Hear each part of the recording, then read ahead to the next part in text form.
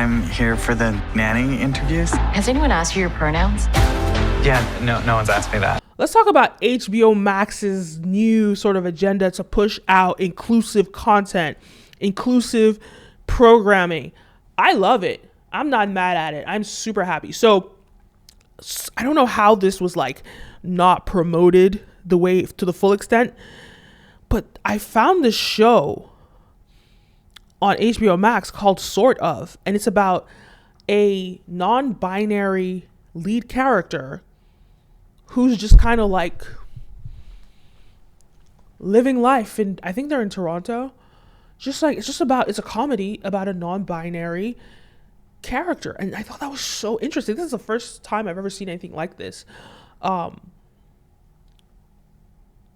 I think what it really does is it allows for awareness. It allows us to get a window into that lifestyle. And when we think about HBO, when we think about the history of HBO, they've always done this. They've always shone a light on unsung heroes, or let me put it this way, they shone a light on voices that are typically deafened in the media. So let's start with Sex and the City in the 90s. We never heard from that independent, single, unmarried woman living in New York City, being a boss chick. We never heard about that before. Well, I mean, we heard about it, but we don't really get shows that really highlighted them, and not just highlighted them as like a stereotype, was that gave us a true, authentic representation of these people. When I watch Sex and the City today, it is still relevant today. Sex and the City, the things that they're going through, they're around, they were in their 30s, and this was the 90s. And when I look at Sex and the City back then, it was like the beginning of the internet era. It was pre-Tinder, pre-online dating, but still it represented the cultures of dating, the things that people experience right now today. Of course, they excluded, like for them back then, a threesome was like, whoa. Now we're talking about non-binary. We're talking about polyamory. So maybe like these other new concepts of today were not there, but like different things that were still like very interesting were included in Sex and the City then. And that offered a window, and an authentic window, to that lifestyle. Then we look at Insecure. The first time we get a Black female educated character with her educated friends. They're lawyers, they're doing well in life, or at least they're building their life because they're super young. It's like a coming of age story, right? But coming of age in the sense of coming into maturing into adulthood. And Sex and the City, you could say the same thing about that. And we get this authentic representation of what it is like being an LA native, living in LA, building your life in LA. And that's what Insecure offers. And it was the first time we got something like that. Now it's 2021. It's about to be 2022 in a few days. And they've released Sort of. In fact, before that, they had another show about a gay lifestyle. And I'm sure that was also authentic. And I'll find what that show was called. Well, it looks like they've had a lot of gay shows. This one is Looking. I heard about Looking. 2 seasons. They have another one it looks like another one called The Other Two. That's a newer show. There's another one called Maricon Perito. And there's another one called It's a Sin. Wow. 2021, that's a new one. I gotta check all these shows out. But yes, now they're giving us authentic windows into queerness. And they're digging even deeper. Because like there's one thing to show, to have representation of gays. It's a completely other thing to have representation of trans folk and non-binary folk and all of that. And they're giving us this authentic representation. And not only is this about a non-binary individual, this non-binary individual is Indian American or Indian Canadian.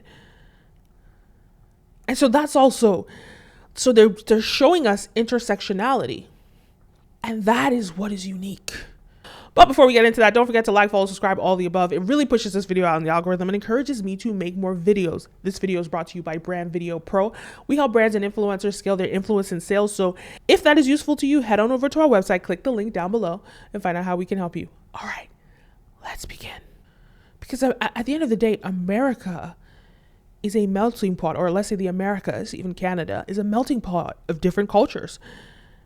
And being a first generation American is a normal thing, or first generation Canadian, that's a normal thing. So giving us that representation in media, someone that's Indian Canadian, and think about that culturally, what that does and how that's interesting. And then another intersectionality is that this individual isn't your traditionally pretty looking person, right? Like you'll see a lot of times, you'll see trans characters in film and TV. You'll see trans or non-binary people, but they're typically very, very attractive. And that's the barrier to entry. Like you have to, if you're going to be trans, you have to pass. You actually have to look like the part. Like we can say Euphoria. They've done that there where they had a trans woman, very stunning, looks like a cisgender woman. But in this case, we have a non-binary character. You're sure that he's biologically a man, but he is non-binary, and he's not your typical, traditional good-looking person. And they're giving this person a light, and they're showing us that this idea that somebody has to be traditionally beautiful for them to be accepted, that is a problematic concept. And I love that HBO Max is shining a light on these different unique stories. And you have to check that out, sort of. Like the show Sort of is really funny. It's great. I'm on like episode 3 right now. Can't wait to finish it. Super interesting show. And I love the fact that show is not about trauma porn. It's not about showing him in a light of people not accepting him. Everybody in the show accepts him. Nobody even acknowledges that he's non-binary. He's just a normal person in the show. Sometimes they might bring it up a little bit. I think his mom, you just have to watch the show. But it's not like, oh, he's not normal because he's non-binary. The identity stuff is not what keeps them up at night. It's like, are the kids okay? Is Bar Book gonna close down? Like is my moving? Yeah. How do I not let down my friends and my mother and my ex-boyfriend, whatever? Totally, life. Yeah. Drama. Yes. You're so selfish. Oh, I didn't realize me getting to be me is selfish. And that to me is another component to the show that made it so much more interesting. Because they're not watching this show. We're not watching this show and they're treating him like some sort of like freak show. He is a nanny taking care of kids. People feel that they trust him enough to take care of their children and to be influential in their children's lives. And in this show, he's an influential person. And it's almost like, I wish that is the way that the world just was. Just allowing people be who they are. And you know what? Creating a show like this is painting a picture and encouraging people to see these things in different ways, because you're giving us exposure. You're giving us an education in what it is to either be gay, to be a woman living in New York City, independent woman living in New York City, to be a Black woman living in Los Angeles, insecure, and in this case, to be a non-binary person living in Toronto. I believe the show is based in Toronto. But it's so interesting, the diversity that HBO Max is delivering. And I just want more of it. And I wish other platforms would catch up. But we already know the HBO Max model was always different. It was always about, we are pay-per-view, therefore we don't have to worry about censorship or any of that. We'll just create whatever we want to create. And unfortunately, that's just not with like Disney Plus and Hulu or all these other traditional television broadcasters. That was not their agenda. Netflix could do that, but they don't seem to delve too much in it. Or maybe they do. They just have so much content, you just don't even notice. One thing I will say is that I wish that they marketed this non-binary show more. I wish they pushed it out. I looked at their YouTube trailer. It only has like 87,000 views or something.